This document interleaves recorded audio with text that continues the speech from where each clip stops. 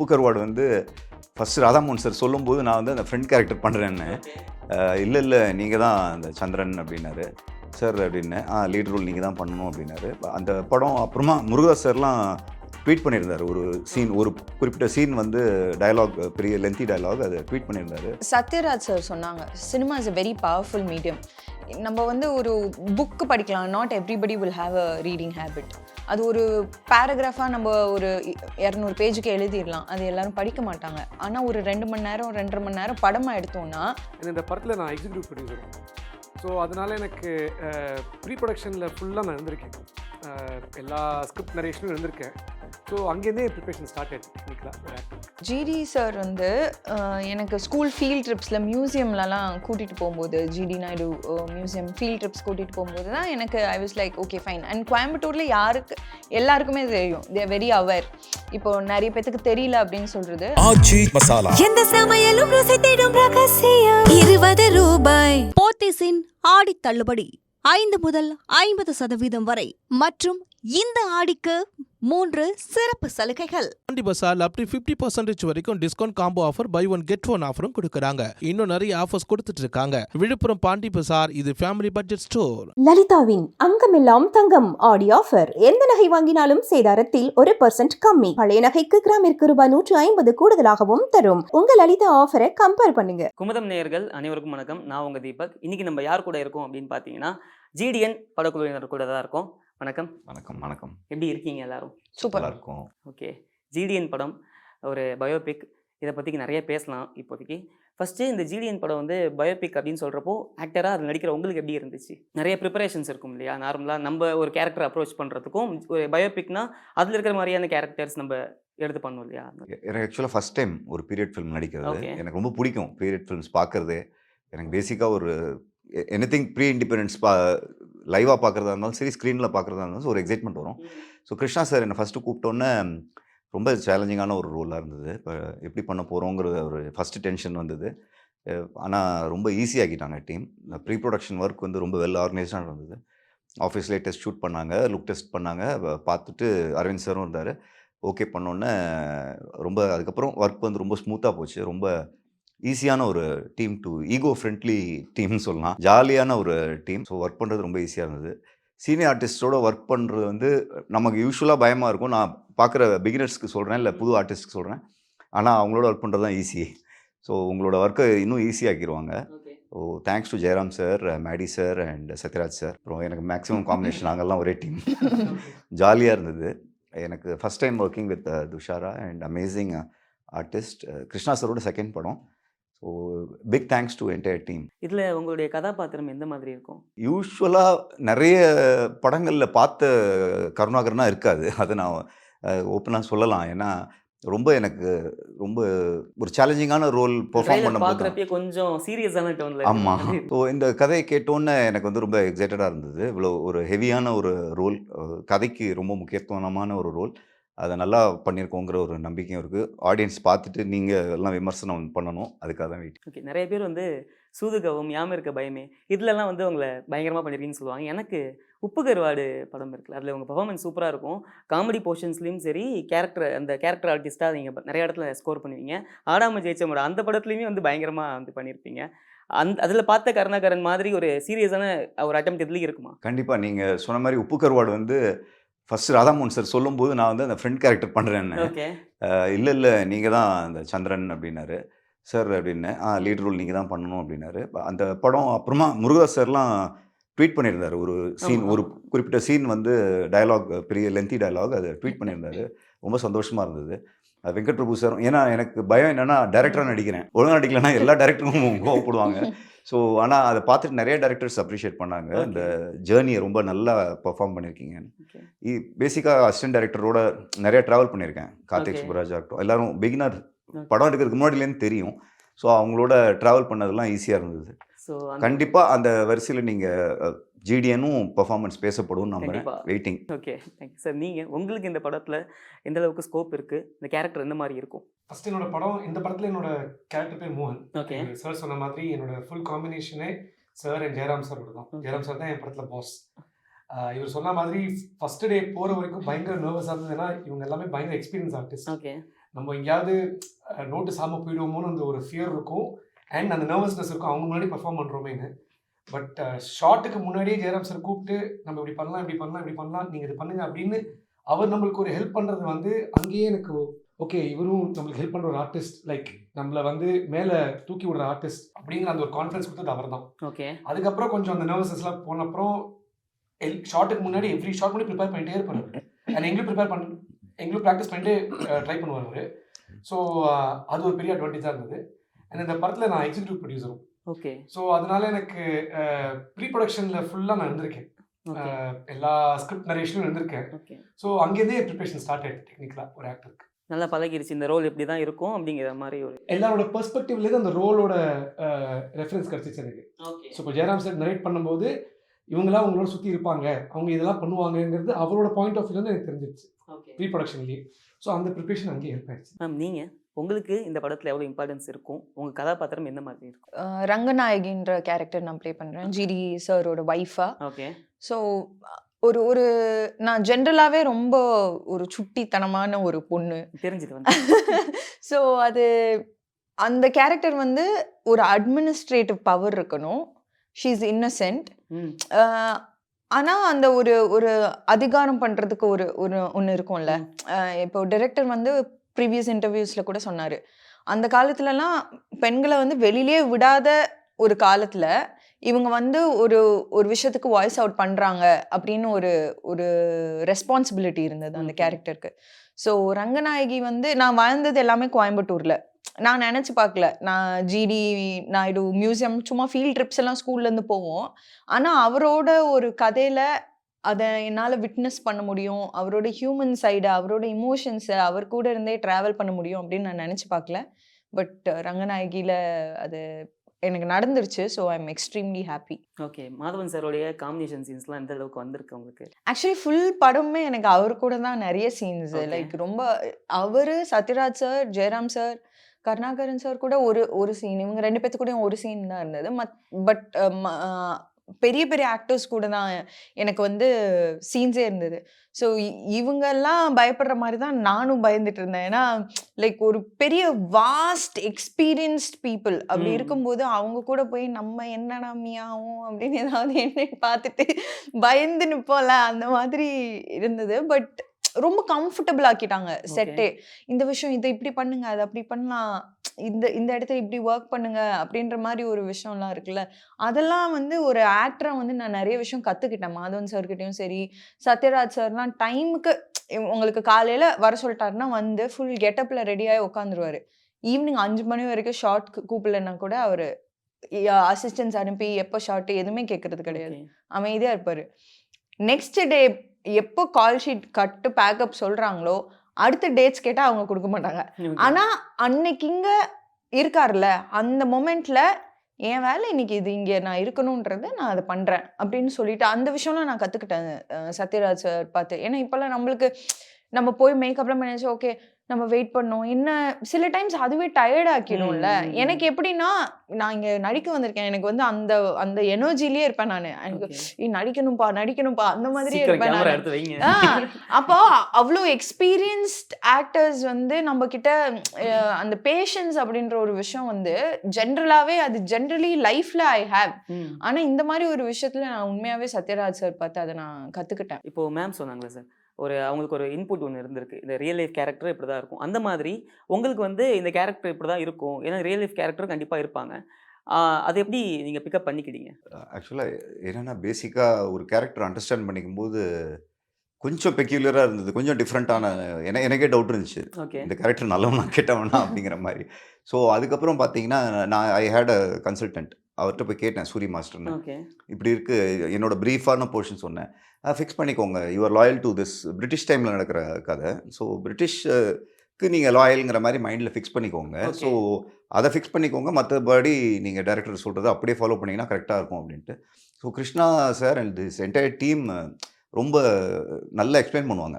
So any artist அந்த ரோலை புரிஞ்சிட்டாங்கன்னா பண்ணிடலாம். ஸோ அதுதான் நடந்தது. ஸோ ரோல் அண்டர்ஸ்டாண்ட் பண்ணதுக்கப்புறம் ஈஸியாக இருந்தது ஒர்க் பண்ணுறது. ஸோ ஒரு சேலஞ்ச் என்னென்னா சிங்க் சவுண்டு. ஸோ ஒரு வேர்டு விட்டோம்னாலும் ஒன் மோர். So okay. கோவமா பேசுறது கோவமா பேசணும், பணிவா பேசுறத பணிவா பேசணும், இல்லைன்னா வாய்ஸ் காட்டி கொடுத்துரும்.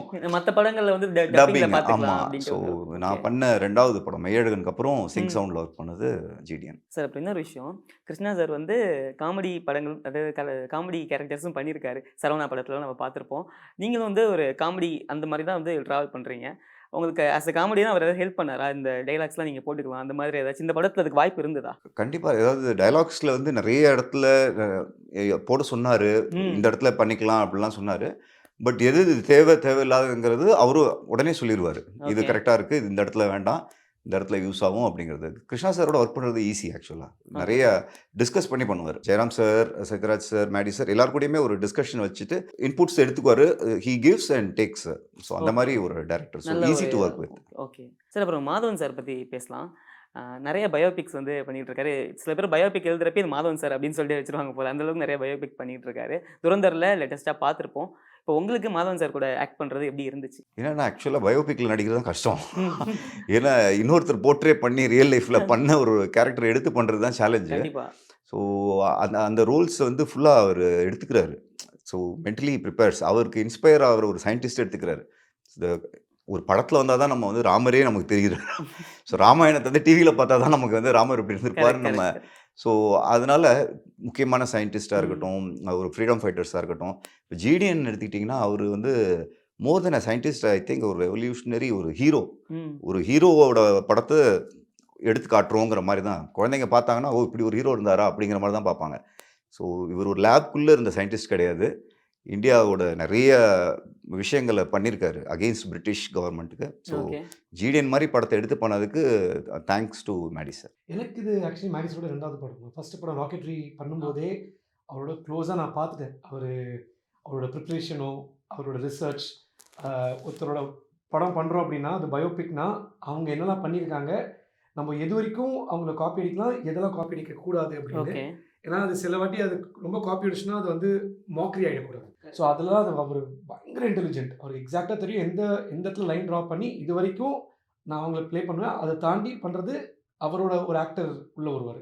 ஓகே. ஸோ இந்த படத்துலையுமே அவர் உள்ளே வரும்போது ஃபுல் ரிசர்ச் பண்ணிட்டு தான் வந்தார். அவர் ஜிடி நாயுடோட வீடியோஸ்லாம் எடுத்து பார்த்து ஃபுல்லாக ரிசர்ச் பண்ணி அவர் நடக்கிற ஸ்டைலாக இருக்கட்டும், திரும்புறதோ இல்லை அவர் ஜென்ரலாக கை எப்படி தூக்குவாரோ, இருக்கிற அந்த ஃபோட்டோஸ் வீடியோஸை வச்சு ஃபுல்லாக பார்த்தப்பறம் அவர் அதில் ஒரு ஃப்ளேவர் ஆட் பண்ணி அதை கிருஷ்ணா சாரோட டிஸ்கஸ் பண்ணி அதை எப்படிலாம் பண்ணலான்னு அவங்க ஃபுல் ஹோம்ஒர்க் பண்ணப்பறம் தான் அவர் உள்ளே போனார். அண்ட் இதை நான் க்ளோஸாக பார்த்ததுனால அவரோட ப்ரிப்ரேஷன் இஸ் அன்பேரலல். ஓகே. இப்போ மேடி சாரோட dedication to perform a role. இப்போ ஒரு ஆக்டராக அதை நிறைய பேர் பெர்ஃபார்ம் பண்ண முடியும். ஆனால் அந்த கேரக்டராக வாழ்கிறது இருக்குல்ல, அது வந்து மேடி சார்ட்ட ஐ கேன் சி. அவர் மூச்சு விடுறது கூட ஜிடி நாயுடு மாதிரி தான் மூச்சு விடுவார். அந்த மாதிரி ரொம்ப இன்வால்மெண்ட்டாக ஒரு ஹேர் இப்படி இருக்கணும், சின்ன சின்ன விஷயம் கூட இந்த கேரக்டர் அவருக்கு 3 டிஃப்ரெண்ட் ஏஜில் இருக்குல்ல. ஸோ இந்த இந்த யங் ஜிடி நாயுடு எப்படி இருப்பார், அவரோட ஸ்டைலிங் எப்படி இருக்கும், மிடில் ஏஜ் அந்த பர்சன் எப்படி இருப்பாங்க, வயசான இதில் எப்படி இருப்பாங்க, அவ்வளோ ஒரு கான்ஸ்டண்ட்டாக அதுலேயே இருந்து இருந்து இருந்து இருந்து நம்மளுக்கு பார்க்குறதுக்கே ரொம்ப வியப்பாக இருக்கும். இது எப்படி பண்ணுறாரு, இந்த இந்த கேரக்டருக்கும் அந்த இதுக்கும் எப்படி அந்த டிஃப்ரென்ஸ் காட்டுறாரு அப்படின்னு ஒன்று இருக்குல்ல.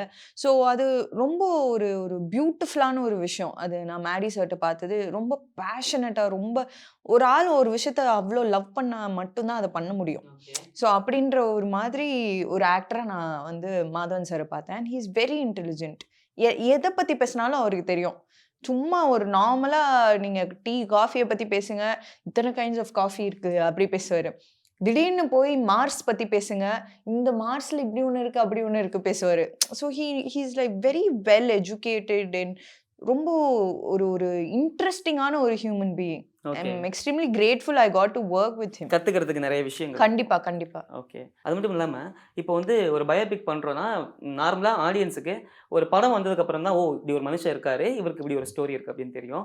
உங்களுக்கு ஜிடி நாயுடு அவரை பற்றி என்ன தெரியும் அப்படிங்கிற விஷயம் நீங்கள் படம் வர்றதுக்கு முன்னாடி இப்போ அப்ரோச் பண்ணதுக்கப்புறமும் நீங்கள் தெரிஞ்சுக்கிட்ட விஷயங்களாக இருக்குது. ஆக்சுவலாக படம் வர்றதுக்கு முன்னாடி அவர் ஒரு பெரிய சயின்டிஸ்ட்டு தெரியும். படம் ஒர்க் பண்ண ஆரம்பிக்கும் போது தான் தெரியுது அவர் வந்து ஒரு பெரிய patriotic freedom fighter.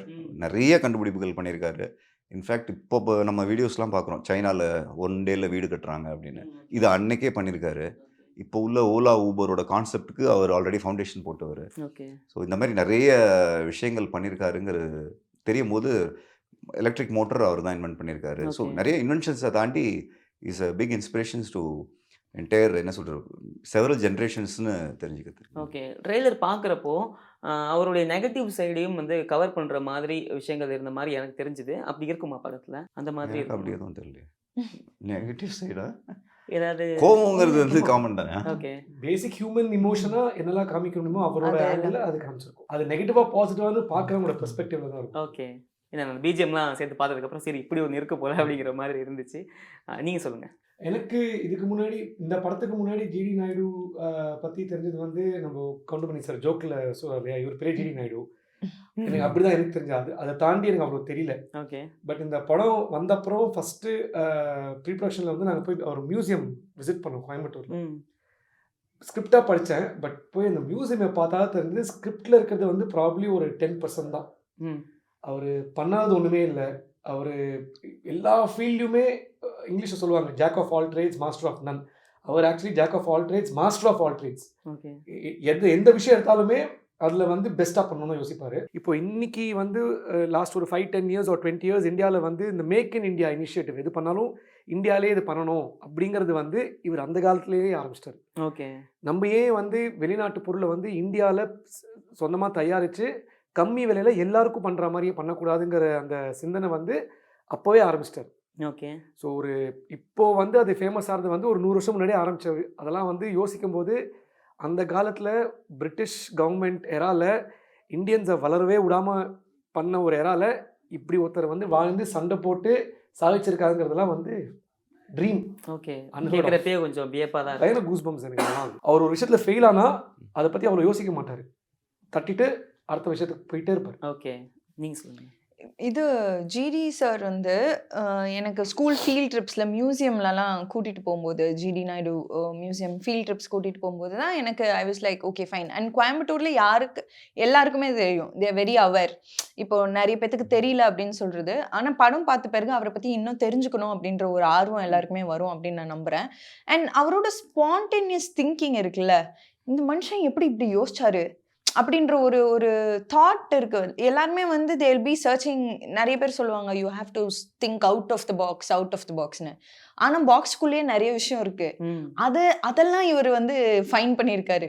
Like of course everybody who are in a zone ஒரு சுச்சுவேஷன் இருக்கும்போது இது இந்த இடத்துல அவர் எப்படி அவுட் ஆஃப் த பாக்ஸ் யோசிச்சிருக்கலாம் அப்படின்றத விட அந்த பாக்ஸ்குள்ளேயே இன்னொரு பாக்ஸ் இருக்கிறத இவர் கண்டுபிடிச்சிருப்பாரு. அந்த மாதிரி ஒரு பர்சன். அப்படி இருக்கும்போது ரொம்ப ஒரு இன்ஸ்பைரிங்கான ஒரு கேரக்டர். நம்ம லைஃப்பில் வந்து என்னதான் அடி விழுந்தாலும் எவ்வளோ ராக் பாட்டமை ஹிட் பண்ணாலும் அந்த இடத்துல அவர் ஒரு தாட் யோசிச்சிருக்காருல்ல, that is like very powerful. எப்படி இப்படி யோசிச்சிருப்பாரு, ஓகே. அந்த காலத்தில் எப்படி இப்படி யோசிச்சிருப்பாங்க அப்படின்ற ஒரு ஆர்வம் வந்து எனக்கு ரொம்பவே இருந்துச்சு இந்த படம் பண்ணும்போது. It was very interesting. Okay. Krishna சார்கிட்ட நீங்கள் கேட்டிங்களா? ஏன்னா லாஸ்ட்டாக தான் ஓஹோ இந்த பேபி மூவி பண்ணார். இப்போ மறுபடியும் இதுக்கு முன்னாடி அருந்தெல்லாம் பண்ணியிருக்காரு. இருந்தாலுமே டக்குன்னு இது வேறு மாதிரி இருக்குல்ல, வேறு மாதிரி ஒரு படமாக இருக்குது பயோபிக் அப்படின்னு சொல்கிறப்போ எப்படி நீங்கள் இது பண்ணீங்க, யோசிச்சிங்க, கேட்டிங்களா? ஆக்சுவலி அவருக்கு வந்து இந்த படம் தான் ஃபஸ்ட்டு எடுக்கிறதா இருந்தது. ஓகே. இது டேட்ஸ்னால கொஞ்சம் கேப் இருந்ததுனால அவருக்கு இந்த பேபி வந்தது. அப்போ அவர் ஆக்சுவலி போய் மேடி சார் கேட்டார், சார் அந்த படம் வந்திருக்கு நான் போய் பண்ணிட்டுமான்னு. தாராளமாக பண்ணிட்டு வா அப்படின்னு சொல்லி மேடி சார் பிளஸ் பண்ணி அமிச்சார். ஸோ அவருக்கு ஆக்சுவலி இது வந்து லாக்டவுன்லேயே எழுத ஆரம்பிச்ச ஸ்கிரிப்ட். இதான் நம்ம ஃபஸ்ட்டு வந்திருக்க வேண்டியதாக இருந்தது.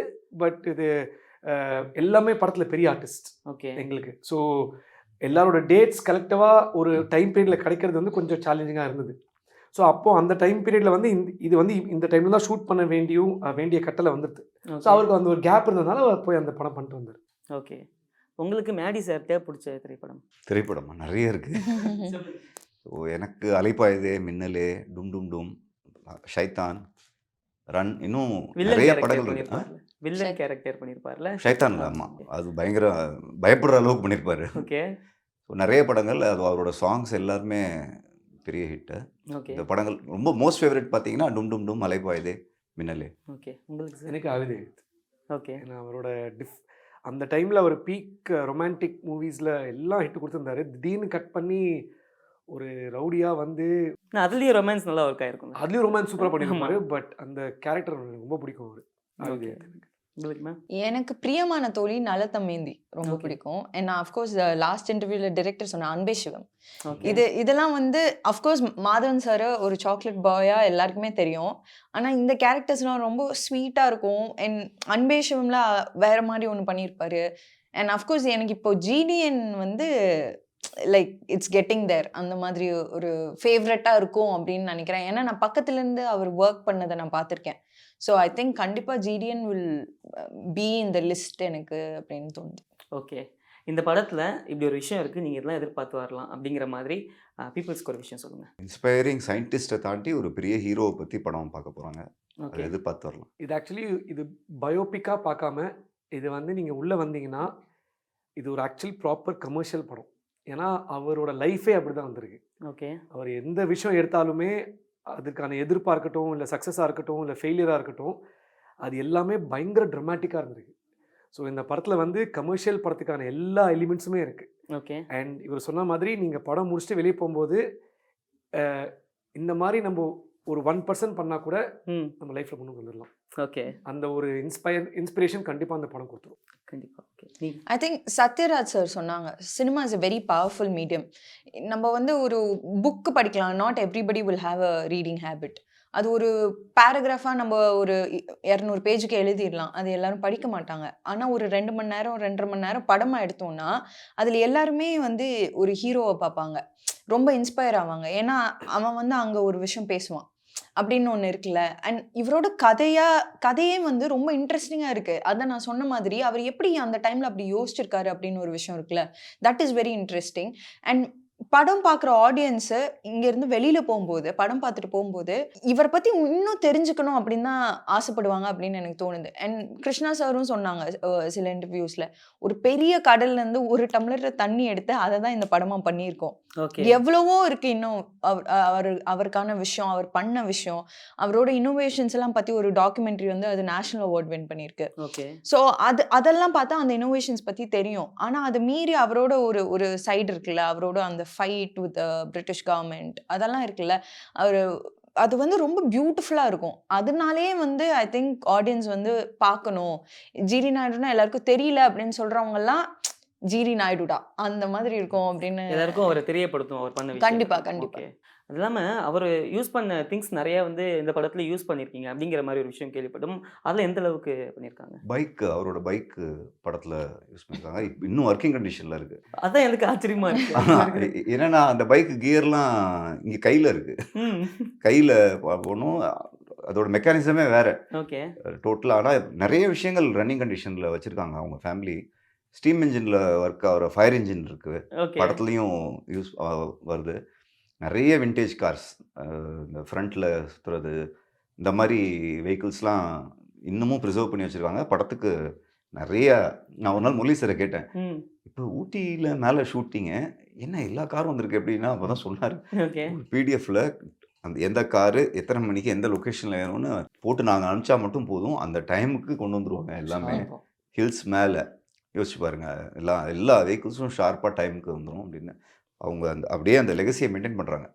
ஓகே, நீங்கள் லொக்கேஷன்லாம் போய் பார்த்தீங்க? ஃபுல்லாகவே இருந்தார் ஷூட்டில். ஓகே, நாங்கள் ஷூட் பண்ண முக்காவாசி லொக்கேஷன்ஸ் வந்து ஆக்சுவலி அவர் வாழ்ந்த இடம் அது. ஓகே, இன்றைக்கி அது ப்ராப்ளி ஆர்கிடெக்சராக வேறையாக இருக்கும். பட் ஆனால் அது அவர் அந்த இடத்துல தான் இப்போ நாங்கள் காமிச்ச சில விஷயங்கள் அங்கே தான் நடந்திருக்கு. அது நாங்கள் ஷூட் பண்ணோம், அந்த இடத்துல தான் ஷூட் பண்ணோம்.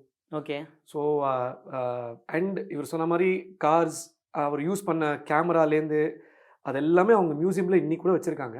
அது எங்களுக்கு கொடுத்தது வந்து பெரிய விஷயம். அதுக்கு அந்த ஃபேமிலிக்கு தான் நாங்கள் தேங்க் பண்ணுறோம். ஏன்னா அதெல்லாம் வந்து ஆர்ட்டாக நாங்கள் எங்கேயுமே ரெக்ரியேட் பண்ண முடியாது. அந்த ஃபீலும் அந்த ஒரிஜினாலிட்டியும் கொண்ட வாய்ப்பே இல்லை. அந்த பைக் வந்து 114 years old அது. ஓகே, அது வந்து பல வருஷமாக அந்த மியூசியமில் இருக்குது. அது நாங்கள் எங்களுக்கு படத்துக்கு வேணும்னு சொன்னப்புறம் அதை ரெடி பண்ணி அதோட இன்ஜின் கூட அந்த காலத்தில் எப்படி சவுண்ட் பண்ணுமோ அதை யூஸ் பண்ணி எங்களுக்கு அது ஒர்க்கிங் கண்டிஷனில் எங்களுக்கு கொடுத்தாங்க. ஓகே, அவங்க ஃபேமிலிக்கு வந்து இந்த ரீமேக் பண்ணுறது அவங்க ஃபுல் சப்போர்ட், அதாவது இந்த படத்தை பண்ணுறதுக்கு அவங்க ஃபுல் சப்போர்ட். அந்த சப்போர்ட்லாம் எங்களால் படம் பண்ணியிருக்க வாய்ப்பே இல்லை. ஓகே, அவங்க சப்போர்ட் வந்து இந்த படத்துக்கு அது வார்த்தையால் என்னால் ஜஸ்டிஃபை பண்ண முடியாது. ஓகே, அது வந்து அவங்க தான் இந்த படத்தோட ட்ரூ ஹீரோஸ் எங்களுக்கு. இதை இந்த அளவுக்கு வந்திருக்குன்னா 50% ஆல்மோஸ்ட் அவங்க தான் ரீசன். மேம் அவுட் ஆஃப் ஜிடின்னு போயிட்டு உங்கள்கிட்ட 2 கேள்விகள். சார்பட்டா 2 அப்டேட் கொடுங்க. ஆகஸ்ட்லேருந்து ஷூட் போகிறோம். ஸோ ரொம்ப எக்ஸைட்டடாக இருக்குது. இது ப்ரீக்வல். ஓகே. அதனால எப்படி எப்படி இருக்க போகுது அப்படின்றது கண்டிப்பாக எனக்கு ஓடிடி ரிலீஸ் சார்பட்டா. ஆமாம். இப்போ சார்பட்டா 2 கண்டிப்பாக தியேட்டரில் வர்றது. அண்ட் அந்த டைம் அஃப்கோர்ஸ் கோவிட்னால நிறைய பேர் வருத்தப்பட்டாங்க மேம். ஆமாம். இப்போ சார்பட்டா 2 வந்து வரப்போகுது அப்படின்றது even I am very excited. Okay. Mariyamma திருப்பி வரப்போறா அப்படின்ற மாதிரி ஓகே. தேங்க்யூ. தேங்க்யூ உங்களுடைய இந்த ஜிடிஎன் பெரிய வெற்றி பெறணும் அப்படின்னு சொல்லிட்டு குமுதம் சார்பா வாழ்த்துக்கிறேன். Thank you. All the best. Aachi Masala எந்த சமையலும் ருசி தேடும் ரகசியம் 20 ரூபாய். போத்தீஸின் ஆடி தள்ளுபடி 5 முதல் 50% வரை மற்றும் இந்த ஆடிக்கு 3 சிறப்பு சலுகைகள். பாண்டி பசார் அப் டு 50% வரைக்கும் discount combo offer buy one get one ஆஃபரும் கொடுக்கறாங்க. இன்னும் நிறைய ஆஃபர்ஸ் கொடுத்துட்டு இருக்காங்க. விழுப்புரம் பாண்டி பசார் இது ஃபேமிலி பட்ஜெட் ஸ்டோர். லலிதாவின் அங்கமெல்லாம் தங்கம் ஆடி ஆஃபர். எந்த நகை வாங்கினாலும் சேதாரத்தில் 1% கம்மி. பழைய நகைக்கு கிராமிற்கு ரூபாய் 150 கூடுதலாகவும் தரும். உங்க லலிதா ஆஃபரை கம்பேர் பண்ணுங்க.